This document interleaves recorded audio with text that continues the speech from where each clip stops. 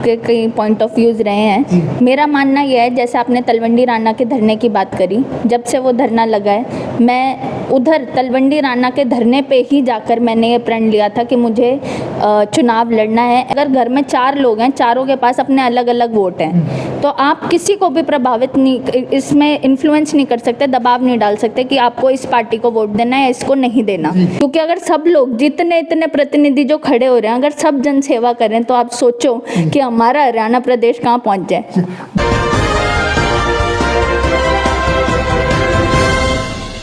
Active India में आपका हार्दिक स्वागत है। मैं शंकर धीमा। आज हम पहुंचे हिसार में और आपकी मुलाकात कराएंगे प्रमुख समाज सेविका संजना सातोड़ू जी से। संजना जी नमस्कार। नमस्कार जी, आपको और आपके सभी दर्शकों को। संजना जी, आपने दिल्ली में पढ़ाई की, एडवोकेट यानी वकील, पढ़ा लिखा, और साथ के तौर पर आपको बताऊं, भीमराव अम्बेडकर ने एक बात बोली थी, शिक्षा आदमी को शेर नहीं बना देती है, जो दूध पीता है वो दौड़ता है। और ख़ास तौर पर अपने हरियाणा के अंदर आके इस बार बरवाला विधानसभा में दौड़ने का जो काम करने वाले हो, तो क्या जनता के बीच में किन किन मुद्दों को लेकर जाओगे? जी, सबसे पहले तो क्योंकि आपने भीमराव जी बाबा साहेब की बात करी है, तो मैं आपको बता दूं कि वही मेरे प्रेरणा स्रोत हैं। उन्हीं के पच्चीनों पे चल के मैंने अपनी पढ़ाई लंदन से की, वकालत की करी, उन्हीं के संघर्ष जाने, और उन्हीं ने कहा था शिक्षित रहो, संगठित रहो, आगे बढ़ो। शिक्षित रहने का मतलब है शिक्षा एक शस्त्र है, संगठन का मतलब है ताकत, एकता, और आगे बढ़ने का काम है। अगर शस्त्र भी है और ताकत भी है तो आगे बढ़ोगे। तो उन्हीं के पच्चीनों पे आगे बढ़ रहे हैं। 75 साल पहले जो संविधान में हमारे हक लिख कर गए हैं, वही चीज़ें आगे बढ़ानी है और उन्हीं के लिए लड़ाई लड़नी है। दूसरी तौर पर जब आपकी हमने बातचीत की, साफ तौर पर दिल्ली के अंदर काफ़ी 2-3 आपने याचिका डाली जो काफ़ी बड़ी असर कर गई, खासतौर पर पानी की और बिजली की। और आपको बताऊं कि जनता के लिए 2 हितकर काम होते हैं, पानी और बिजली सबको चाहिए। उसके वजह आपको पता है कि ना तो बच्चों की पढ़ाई हो पाती है, ना जनरल की ज़िंदगी की इसकी ज़रूरत है। तो ये आपका आइडिया कैसे आया कि पानी को बचाना है और बिजली को भी बचाना है, लेकिन जनता को ये चीज़ मूलभूत आवश्यकताएं पहुँचनी चाहिए? जी, बचाने के लिए तो नहीं, शोषण के लिए आवाज़ उठाई थी जनहित याचिका जो लगाई गई थी। क्योंकि डिजिटल इंडिया हो चुका है, सब लोग अब पेटीएम के माध्यम से सारे काम करते हैं। तो जब मैं पेटीएम के माध्यम से अपना काम कर रही थी, तो बिजली का बिल आया, तो उन्होंने कहा कि अब बिल कम हो गए हैं, पर पहले से बढ़े हुए थे। तो इसके बारे में जाना, देखा, फिक्स चार्ज जो है वो आर्बिट्ररी चार्ज है। इसका मतलब कि उसका कोई अस्तित्व नहीं है उस चार्ज का। जो सब 12 महीने में जो 4 महीने सबसे ज़्यादा खपत होती है, उसका एवरेज निकाल के वो फिक्स चार्ज रखा जाता है, और उसमें 125% बढ़ा दिया गया था। और जो एनर्जी कंजम्पशन होती है, जो हम इलेक्ट्रिसिटी यूज़ कर रहे हैं, बिजली यूज़ कर रहे हैं, उसमें 1-2 रुपये घटा दिए गए थे। इसके खिलाफ हम हाई कोर्ट में गए थे, और जब इसके बारे में जब स्टैटिस्टिक्स देखे, जब जज ने इसको सुना, समझा, तो वापस से जो फिक्स चार्ज बढ़ाए गए थे वो वापस कम कर दिए गए, और तब दिल्ली के बिजली का बिल कम हुआ था। बात करूँ अभी मैं थोड़ा हरियाणा की राजनीति की तरफ लेके आना चाहता हूँ। आपको पता है अभी लोकसभा चुनाव है, बीजेपी और कांग्रेस 5-5 सीटों पर चुनाव जीती। और खासतौर पर आप हिसार की बात करूँ, जयप्रकाश जेपी ने शानदार जीत दर्ज की। वो कहा जा रहा था कि बीजेपी यहाँ पर एक आपको शहर का इलाका आता है जहाँ पे बीजेपी का उम्मीदवार जीतेगा। और मैं इस तरफ भी आपको ध्यान दिलाना चाहता हूँ कि जब आप बरवाला की बात करते हो, वो क्षेत्र भी आपके अंदर आता है, जहाँ से आपको पता है कि यहाँ से करीब 4 किलोमीटर दूर तलवंडी राणा है, जहाँ पे किसान 2 साल से धरने बैठे हैं। भारतीय जनता पार्टी गूंगी बहरी सरकार ने उस किसानों को उठाने का कोई काम किया नहीं आज तक। और साथ में आपको पता है कि 2 किलोमीटर दूर एयरपोर्ट है, उसका भी 4 बार उद्घाटन कर चुकी है भारतीय जनता पार्टी। तो कहीं ना कहीं ऐसा नहीं लगता कि जब यदि आप जनता के बीच जाते हो तो एक तरफ भारतीय जनता पार्टी के धुरंधर नेता हैं, दूसरी तरफ संघर्ष करती हुई कांग्रेस है, और तीसरी तरफ भारतीय जनता पार्टी के अलावा आपको पता है इनेलो और जेजेपी की भी धुरंधर वहाँ पे आएंगे चुनाव लड़ने के लिए। तो उसमें किसानी को मैं आप अपना वजूद किस तरह मानती हो? जी, जैसे कि आपने जो सवाल किया उसमें आपके कई पॉइंट ऑफ व्यूज़ रहे हैं। मेरा मानना यह है, जैसे आपने तलवंडी राणा के धरने की बात करी, जब से वो धरना लगा है मैं उधर तलवंडी राणा के धरने पे ही जाकर मैंने ये प्रण लिया था कि मुझे चुनाव लड़ना है, एमएलए बनना है, ताकि जो लोगों की मूलभूत सुविधाएं या ज़रूरतें हैं वो उन तक पहुँचा सकूँ। रही बात एयरपोर्ट की, जब मुझे पता चला था यहाँ एयरपोर्ट बन रहा है, इंटरनेशनल एयरपोर्ट बन रहा है, मैं बहुत खुश हुई थी। मुझे लगा था लोगों के पास उनका उद्योग बढ़ेगा, काम बढ़ेगा, बाहर से पर्यटक आएंगे, हमारे यहाँ पे जीडीपी ग्रोथ होगी। जब पता चला ये इंटरनेशनल एयरपोर्ट नहीं है तो थोड़ी निराशा हुई, फिर पता चला ये कार्गो एयरपोर्ट बन रहा है तो भी बड़ी खुशी हुई कि चलो इधर इतना अच्छा सामान आएगा, ऑब्वियसली अगर इधर आ रहा है तो फिर बाहर भी जनता के बीच भी आएगा। तो फिर पता चला कि ये कार्गो एयरपोर्ट भी नहीं है, फिर पता चला कि ये अंतर्राष्ट्रीय स्तर का एयरपोर्ट है, उसकी अभी हमें ज़रूरत नहीं है। ये एक तरीके से एक शोपीस बना दिया गया है और लोगों का इसमें बहुत ज़्यादा नुकसान हुआ है, बेशक वो उनकी हेल्थ का हो, उनकी पढ़ाई का हो, उनके काम का हो, हर एक चीज़ का इसमें हनन हुआ है, शोषण हुआ है। अभी लोगों के पास उनकी बेसिक नेसेसिटीज़, मूलभूत ज़रूरतें नहीं पहुंच रही हैं और वहाँ पे ये शोपीस किसी काम का नहीं है। इसका 4 बार उद्घाटन हो, 6 बार उद्घाटन हो, जो भी आए वो अपनी नेम प्लेट लगा ले, उससे कोई फ़र्क नहीं पड़ता, क्योंकि जब तक जो चीज़ जहाँ पे है उसका लाभ लोग नहीं उठा रहे तब तक वो चीज़ बिल्कुल ज़रूरत नहीं है उस चीज़ की। और जब डेवलपमेंट की बात आती है तो बहुत ज़रूरी है अवेयरनेस। अगर मैं एक छोटा बच्चा है उसको पैदा होते ही कंप्यूटर दे दूं तो वो उसके किसी काम का नहीं है। वहीं अगर वो जैसे जैसे बड़ा हो रहा है मैं उसको एजुकेट करूं कि कंप्यूटर से ये हो सकता है, वो हो सकता है, और फिर वो उसका इस्तेमाल करे तो उसकी वैल्यू है। उसी हिसाब से एयरपोर्ट की चीज़ है।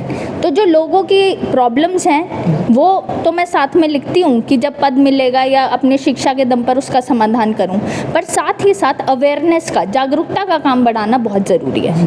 दूसरी तरफ मैं आप बताऊं कि तीसरी बार मोदी सरकार बनी। पहले 2 साल जो उनका टर्न हो रहा था उनकी सरकार स्थायी थी, इस बार बैसाखी पे सरकार चल रही है। और वहीं पर हरियाणा की बात करूँ तो कल ही भूपेंद्र सिंह हुड्डा ने, विपक्ष के नेता हैं, उन्होंने कॉन्फ्रेंस करके बोल दिया कि जो सरकार हरियाणा की अल्पमत में है। कहीं ना कहीं आपका एक तरफ जब आपने गिनाया कि इतने काम होने चाहिए थे बरवाला हल्के में जो भारतीय जनता पार्टी के राज में नहीं हुए, तो कहीं, और दूसरी तरफ जब चुनाव आया तो भारतीय जनता, जो मैं बात करूँ जयप्रकाश जेपी, उसके चुनाव प्रचार में आपके भी कार्यकर्ता और वहाँ पे आपके भी जो वर्कर थे वहाँ घूम रहे थे। कहीं ना कहीं ऐसा तो नहीं है कि आपको जो बोलते हैं भित्तर घात की बात करूँ तो बीजेपी उनका मैटर अलग है, आपने जयप्रकाश जेपी का सपोर्ट कर दिया सीधे तौर पे कि बरवाला में मैं आपके साथ हूँ, आने वाले समय में मुझे भी विधायक बनाओ। जी, हमारा जो देश है वो एक लोकतंत्र है और लोकतंत्र का अर्थ है जनता का शासन, जनता से और जनता के लिए। और लोकतंत्र का सबसे जो पहली चीज़ है कि लोकतंत्र क्या बनाता है वो है मतदान देने का हक। तो जो मतदान देने का हक हर एक इंडिविजुअल के पास है। अगर घर में 4 लोग हैं, चारों के पास अपने अलग अलग वोट हैं, तो आप किसी को भी प्रभावित नहीं, इसमें इन्फ्लुएंस नहीं कर सकते, दबाव नहीं डाल सकते कि आपको इस पार्टी को वोट देना है या इसको नहीं देना। मैं निर्दलीय हूँ, आज़ाद हूँ और मेरे साथ जितने भी लोग हैं वो अपने जो पार्टीज़ वो बहुत टाइम से मतलब उनकी जो पुश्ते, जो एंसेस्टर्स के टाइम से वो सपोर्ट कर रहे हैं, उनको छोड़ के भी मेरे साथ जुड़े हैं। लोकसभा के चुनाव में मैंने बहुत क्लियरली कहा था कि मेरी तरफ से कोई किसी के ऊपर दबाव नहीं है, जो जिसके साथ जाना चाहता है वो जाए, और मेरा समर्थन मेरे सहयोगियों के साथ था। और अगर मेरे साथ ऐसा नहीं है सिर्फ कांग्रेस के लोग जुड़े हुए थे, ये भी है कि मेरे साथ बीजेपी के भी बहुत से सहयोगी जुड़े हुए थे या जेजेपी के भी, INLD के भी, तो और निर्दलीय भी जो न्यूट्रल वोटर्स होते हैं वो भी जुड़े हुए हैं। तो मैंने किसी तरीके का कोई प्रभाव नहीं डाला और मैं आगे भी नहीं डालूंगी। अगर मेरे भी चुनाव है मैं तो उसमें भी कोई गलत काम करके, झूठ फरेब करके मैं नहीं बात करूंगी या किसी पार्टी के करे गए काम नहीं गिनवाऊंगी। मैं सिर्फ ये बताऊंगी कि मैंने ये काम करे हैं, अभी ये कर रही हूँ और आगे ये करना है। अगर लोगों को समझ आएगा, अगर उनको मेरे काम दिखेंगे, प्रत्यक्ष को प्रमाण की ज़रूरत नहीं है, तो वो मेरा साथ देंगे। दूसरी आपको बता दूं कि आपको जब राजनीति में जाते हो तो संगठन की साफ तौर पर आपको पता जरूरत पड़ती है, और विदाउट संगठन का आम आदमी बढ़ नहीं सकता। और कहीं ना कहीं आपकी नज़र में तो है, इसमें कोई दौरा नहीं है कि निर्दलीय की बजाय यदि कोई पार्टी मुझे टिकट देती है, वो तो आपने पहले से एक मैनिंग प्लान बनाया भी होगा या अपने घर में बैठ के आज जो अपने जो पदाधिकारियों के साथ, क्योंकि संगठन पर यदि आप बूथ तक लेवल तक यदि कार्यकर्ता नहीं पहुँचता तो आपको पता चुनाव लड़ना बड़ा मुश्किल है। पैसा और ताकत सब कुछ धरी धरी रह जाती है। ऐसी बंद कमरे में राजनीति होती नहीं है, किसानों के अंदर भी जाना पड़ता है साफ तौर पे। तो कहीं ना कहीं आपने ये तो सोच के एक प्लान बनाया कि किसान हित ऐसी एरिया के अंदर मैं जा रही हूँ तो किस पार्टी का मुझे समर्थन चाहिए, ताकि आने वाले समय में ये जो आज जो फेस कर रहे हैं किसान, प्रॉब्लम फेस कर रहे हैं, ये समस्या तो आगे भी आने वाली है, क्योंकि जल्दी से इसका समाधान निकलने वाला नहीं है। यदि 10 साल की सत्ता में बैठी सरकार नहीं कर पाई तो एक निर्दलीय विधायक को काफ़ी जोर लगाना पड़ेगा। जी, संघर्ष में और मेहनत में कहीं कमी छोड़ूंगी नहीं, ये बिल्कुल पक्का इरादा है। और रही बात, जैसे आपने बोला कि पोलिंग बूथ के लिए भी एजेंट्स चाहिए, वैसे भी गांव में कार्यकर्ता चाहिए, तो मेरे साथ जितने लोग जुड़े हैं वो दिल से जुड़े हैं। ये नहीं कि उनको कुछ, अभी तो मेरे पास कोई अधिकार है नहीं, अभी वो मुझसे उस उम्मीद से जुड़े हैं, मेरे काम पर रख के जुड़े हैं, और उनको ये उम्मीद है कि मैं आगे जाके भी वो काम करूँगी। उन्हीं की उम्मीदों के लिए, उन्हीं के विश्वास की वजह से मेरा जो निश्चय वो दृढ़ होता रहता है कि हाँ, मुझे जल्द से जल्द बनना है। और इतने लोगों ने जो आशीर्वाद दिया है, प्यार दिया है, वो जल्द से जल्द उनको, उनके जो एक्सपेक्टेशंस हैं उन पे खरा उतरना है। रही बात जैसे संगठन की आप बात कर रहे हैं, तो मेरे संगठन का नाम है टीम संजना सातरोड। मैं संजना हूँ, और अगर संजना सातरोड जीतती है तो मैं नहीं जीत रही, हम जीत रहे हैं, मेरी टीम जीत रही है। और टीम में वो हर एक इंसान है जो मेरा सहयोग कर रहा है, जो मेरा साथ दे रहा है, यहाँ तक कि जो मेरे विचारों को आगे बढ़ा रहा है, वो भी मेरे टीम का हिस्सा है। जी। दूसरी बात बताऊं कि आपने टीम की बात की, मैनेजमेंट की बात की, इसमें कोई दो राय नहीं है, आपके पास टीम मैनेजमेंट है। लेकिन मैं बरवाला की तरफ फिर एक बार ध्यान दिलाना चाहता हूँ। जेजेपी के विधायक जोगीराम सिहाग सत्ता में होने के बावजूद, साथ में उसको विधायक भी बना दिया जेजेपी ने, वो भी छोड़ के चला गया सत्ता के लिए। जी। आपको पता है, साफ तौर पर आपको रामनिवास घोडेला हुआ, चाहे राजेंद्र सूरा हो, धुरंधर काफ़ी हैं जो लगातार ताल ठोक रहे हैं। और साफ तौर पर अभी लोकसभा चुनाव उन्होंने बड़ा मेहनत भी किया। तो कहीं ना कहीं ऐसा नहीं लगता कि इन धुरंधरों से लड़ने के लिए पूरी ताकत झोंकनी पड़ेगी, फील्ड में उतरना पड़ेगा। और खास कर आपको गाँव का आदमी है ना, वो मरोड़ निकालना जानता है। उसका मेन मकसद ये नहीं है कि आपसे काम कराएं, उनका मैक्सिमम मकसद है कि जो 5 साल से सत्ता के अंदर जो बैठा है, जो और उस मलाई खा रहा है, चाहे जोगीराम सिहाग भी क्यों ना हो, उसको पटकना है। तो उसको पटकने के लिए आपको काफ़ी जोर लगाना पड़ेगा। जी, मेरा ये मानना है कि अगर मुझसे पहले से जो बहुत धुरंधर बैठे हैं, मुझसे ज़्यादा अनुभवी हैं, मुझसे ज़्यादा बड़े हैं, वो राजनीति करते आए हैं, तो वो अपना काम करें। पर मैं उन जैसी नहीं हूँ, मैं अपने जैसी हूँ, मेरे सोच मेरे जैसी है। मेरे को जो घिसी पिटी राजनीति चलती आ रही है उसमें जाना ही नहीं है। मुझे अगर बदलाव चाहिए, जो अभी तक होता आ रहा है उससे लोग परेशान है ना, आप ही ने कहा, अगर उसमें बदलाव करना है तो हमें एक अलग प्रतिनिधि चुनना ज़रूरी है, काबिलियत के दम पर, जो काबिल हो, पढ़ा लिखा हो, अच्छे काम कर सके, निर्भय हो, निडर हो और आवाज़ उठाने से डरता ना हो। तो ऐसा प्रतिनिधि बनने का मैं गारंटी लेती हूँ। और जो चीज़ें चलती आ रही हैं वो चीज़ें मुझे नहीं करनी, नहीं तो फिर मैं भी उन्हीं की रेस में चली जाऊँगी। दूसरी तरफ मैं आपको बताऊं कि जब बड़े बड़े नाम दिए, भूपेंद्र सिंह हुड्डा हो, चाहे ओम प्रकाश चौटाला का परिवार हो, चाहे मनोहर लाल खट्टर, जो अभी आपको पता है ऊर्जा मंत्री बन सका, ऊर्जा मंत्री बना, और अभी आपको लगातार वो क्षेत्र में घूमना भी शुरू कर दिया। और जनता के अंदर 20% जनता के लोग वोट ऐसे होते हैं जो न्यूट्रल होते हैं, हार जीत का फैसला करते हैं। तो कहीं ना कहीं आपको ऐसा नहीं लगता कि वो न्यूट्रल वोट है, वो आपके साथ आ जाए तो बात बन सकती है। यानी पार्टी को आपको ज्वाइन तो करना पड़ेगा, इसमें कोई दो राय नहीं है। निर्दलीय की वैल्यू आपको पता तब होती है जब एक टिकट के लास्ट में फैसला हो। हुड्डा तो बोलता है मैं 85 लेके आ रहा हूँ, और खट्टर भी कम नहीं है, 75 बार का नारा देके 46-45 ले आया था। जी, अपना मकसद जानना ज़रूरी है। मेरा मकसद जनसेवा है, उसके अलावा मेरा और कोई मकसद नहीं है, ना कोई लालच है। अगर मुझे जनसेवा करनी है, मुझे जन से जुड़ना है, और जन से अगर मैं जुड़ूंगी, मेरा लगाव रहेगा। मैंने ऐसे बहुत से लोग देखे हैं जो पार्टियों के पीछे भागते रहते हैं और उनका धरातल पे कोई अस्तित्व नहीं होता, लोग उनको जानते भी नहीं हैं। वहीं अगर मैं लोगों के बीच में रही, लोगों का विश्वास है मेरे ऊपर, उनके लिए मैंने काम करे, उनके सुख दुख सुने, उनके सुख दुख में मौजूद रही, तो फिर अपने आप लोग मेरे साथ होंगे। और यही चीज़ मैं औरों को भी बोलना चाहती हूँ कि क्योंकि मैं ये चाहती हूँ कि हमारे जन की सेवा हो, हमारा देश आगे बढ़े। तो जो लोग किसी फालतू की चीज़ पे पैसे वेस्ट कर रहे हैं या फालतू में किसी एक चीज़ के पीछे भाग रहे हैं, उससे ज़्यादा ज़रूरी है कि उसके बाद जो मिल रही है पावर, उसकी तरफ भागें और उसके अपने बल पे वो जो काम कर सकते हैं जनता के लिए, वो करने शुरू करें। क्योंकि अगर सब लोग, जितने इतने प्रतिनिधि जो खड़े हो रहे हैं, अगर सब जन सेवा करें तो आप सोचो कि हमारा हरियाणा प्रदेश कहाँ पहुँच जाए। दूसरी तरफ हर पार्टी का एक मैनिफेस्टो होता है जी, उसके अंदर हर चीज़ें लिखी रहती हैं कि कोई बोलता है मैं 6,000 रुपये दूंगा, 500 रुपये में सिलेंडर दूंगा, नौकरियाँ दूंगा। और खासकर आपका मैनिफेस्टो क्या है, यानी आप जनता के बीच में वो कौन से मुद्दे लेके जाना चाह रही हो जिससे कि जनता को डायरेक्ट फायदा हो। आपको पता कोई चैन सिस्टम नहीं हो, क्योंकि यदि आप नॉर्मली आप बोलो कि पानी, बिजली, सड़क, ये रोजमर्रा की जिंदगी की चीजें, लेकिन आप जो अच्छा काम कर रहे हो, खासतौर पर श्रद्धालुओं को जो एक दर्शन करा रहे हो, ये एक यूनिक है। साथ में बुजुर्गों के लिए भी आप काम कर रही हो, लेकिन जनता को इनसे हटकर ऐसा क्या है आपके जो, ताकि आप उससे जनता जुड़े। ऐसे कौन कौन से मुद्दे हैं जिसने संजना सातरोड जी सोच रही है कि इस मुद्दों पर मैं टारगेट करूंगी तो जनता मेरे साथ हो? जी, बहुत अच्छा सवाल है आपका। पहली बात तो एक एमएलए के पास ये अधिकार नहीं होते कि वो लोगों की पेंशन बढ़ा दे जी या लोगों की तनख्वाह बढ़ा दे, लेकिन एमएलए के पास ये अधिकार ज़रूर होते हैं कि वो पेंशन बनवा दे जी या जिसके राशन कार्ड कट रहे हैं उसके लग बनवा दे, या जो ज़रूरतें हैं लोगों की वो पूरी कर दे। अभी जिनको आपने बोला कि ये तो रोज़मर्रा की ज़िंदगी की समस्याएं हैं, तो वो रोज़मर्रा की ज़िंदगी की समस्याएं ही लोगों को परेशान कर रही हैं। काम बहुत छोटे छोटे हैं, लेकिन आज तक भी किसी की ऐसी नीयत नहीं हुई कि वो काम जल्द से जल्द ख़त्म कर दें ताकि लोग सुकून से अपना जीवन जी सकें। जैसे कि पानी की समस्या, जहाँ पे पानी आता है वहाँ इतना आ रहा है कि वहाँ पे पानी की निकासी नहीं है, वहाँ पानी भर रहा है, रोड टूट रही हैं, और कई कई जगहों पे तो 4-4 दिन तक पानी नहीं आता। लोग वेट करते हैं, बेशक घर पे कोई गेस्ट भी आए हुए हो, अगर टूटी आ जाए तो वो सब छोड़ के सिर्फ पानी भरेंगे। तो पानी, बिजली जो आपने बोला, ये छोटी छोटी चीज़ें ये हमारी ज़िंदगी पे बहुत बड़ा असर करती हैं। एक एमएलए के तौर पे जो एमएलए के अधिकार होते हैं, योजनाएं पहुंचाना, जो भी अच्छी से अच्छी योजनाएं बनेंगी वो तो लोगों तक पहुंचेगी, और उसके साथ साथ उसकी अवेयरनेस भी पहुंचेगी।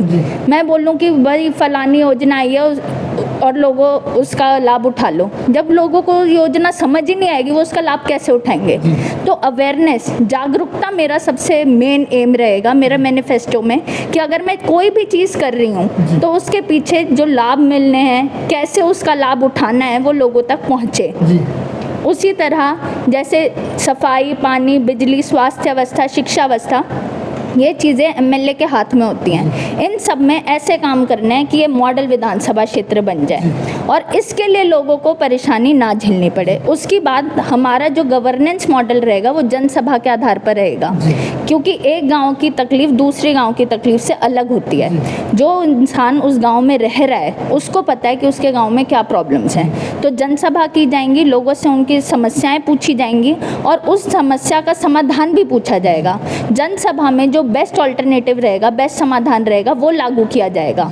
और यहाँ तक कि जो मेरी तनख्वाह भी मिलेगी हर महीने की, वो किसी ना किसी ग्राम पंचायत या वार्ड में जाएगी और निर्माण और विकास कार्यों में लगेगी। ये नहीं कि बस दे दिया, पारदर्शिता रहेगी पूरे हल्के में कि ये चीज़ हुई है, इस महीने की तनख्वाह इस गांव में स्टेडियम के लिए हुई है, इस गांव में मंदिर निर्माण के लिए हुई है, इस गांव में कौशल विकास केंद्र के लिए हुई है। इसी तरीके से हमारा गवर्नेंस रहेगा। बात करूँ अभी फिर एक बार लास्ट पर्सन, ये लोकसभा चुनाव हुआ, आपको पता सेमीफाइनल था, और दोनों ही मैच भी टाई हो गया, 5-5 सीटें आई। कहीं न कहीं विधानसभा में यदि फाइनल हो और टाई हो जाए और एक सीट बचे, जहाँ पे संजना सात्रोज बीजेपी की तरफ भी जाना चाहिए या कांग्रेस, तो उसमें कौन सा चूज करेगी? क्योंकि आपका वोट यदि अहमियत रखता है उस में, तो आपका सॉफ्ट कॉर्नर कौन सी पार्टी की तरफ होगा?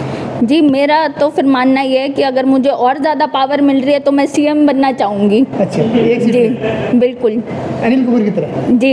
एक दिन का सीएम बना सकते हैं? नहीं, अगर सीएम बनने का मौका मिला तो फिर ज़रूर जो मैंने बरवाला हल्के के लिए सोचा है वो मैं हरियाणा के लिए कर दूंगी। लेकिन जो भी सीएम का उम्मीदवार आता है, जो खासकर कांग्रेस पार्टी में, बाहर जाके बीजेपी का कार्यकर्ता बन जाता है, कहीं ऐसा तो नहीं है कि आप कांग्रेस ज्वाइन कर लो और उसके बाद सीएम न बनाए फिर आप बीजेपी में आ जाओ? जी, कोई भी अभी भी अगर मुझे कोई पार्टी ज्वाइन करनी हुई या आगे जाके भी मुझे कोई पार्टी ज्वाइन करनी हुई तो वो संजना का फैसला नहीं रहेगा, वो टीम संजना सातरोड का फैसला रहेगा।